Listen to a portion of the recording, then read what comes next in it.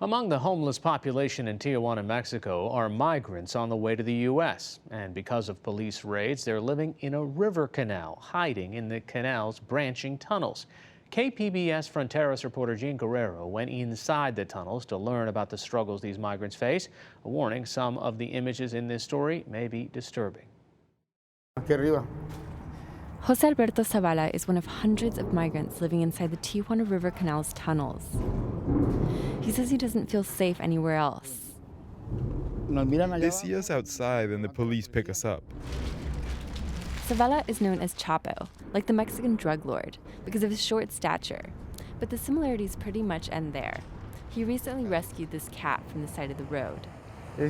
She's a girl. The other day I banged myself up because the police were trying to put me in one of the rehab centers. But that's a kidnapping. What they do is a violation of human rights. For years, Tijuana's homeless were living out in the open, in makeshift tents in a Tijuana River Canal encampment known as El Bordo. But last spring, the municipal government evacuated the encampment, placing hundreds of people into rehab centers, many against their will.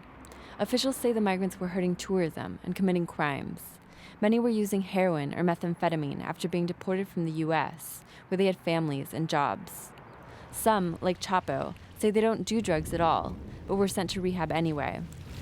Since then, hundreds have escaped or were released from these facilities.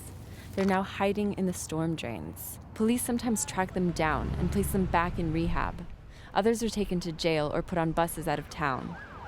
Police raids of the canal are sometimes proving fatal. The canal is flanked by Tijuana's busiest highways, and when the migrants run from police, some are killed by cars speeding past. Just last month, at least 2 were killed trying to escape police. Chapo has erected memorial wooden crosses for several friends he says he lost during police raids. Al 18, al Chapitas. The 18, also Chapitas, and the guy from Oaxaca. But I don't know why. No sé por qué. Chapo says the police sometimes arrest migrants when they're just standing on the street, trying to find work in construction, or washing car windshields with dirty rags. A migrant who called himself Carlos Francisco says he was run over by a car while running across the highway during a police raid 2 days prior.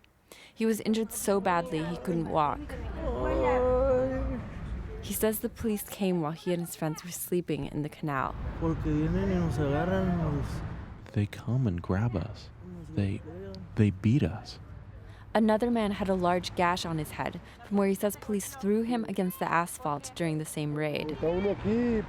This is the stats that we used to have. Tijuana's police chief, Alejandro Lares, defends his policy of flushing everybody out of the canal. He says he's planning a full-scale clearing operation in the coming weeks. We're going to take over the whole ravine on Tijuana. The federal government has jurisdiction over the canal, but the Tijuana Police Department has permission to patrol the area. It's a no man's land.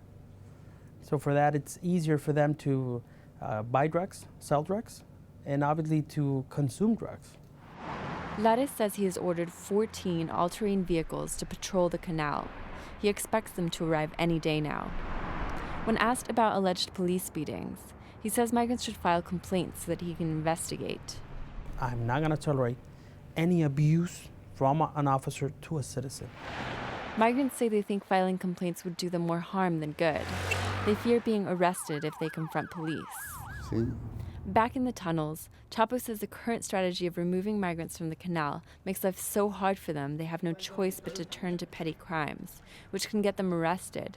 It's a vicious cycle. Llegan y 2, 3 patadones y una zapatilla y vamos para arriba. They kick you and say you have to come with them. Why? Because you don't have an ID. You shouldn't be sleeping here. Where do you want me to sleep if you don't let me work? If I go collect cans, you pick me up. If I go to the dumpster, you pick me up. Si voy a los contenedores, me levantas. He doesn't think Tijuana officials will ever succeed in ridding the city of homeless migrants. This is the border. There will always be migrants. Always, always.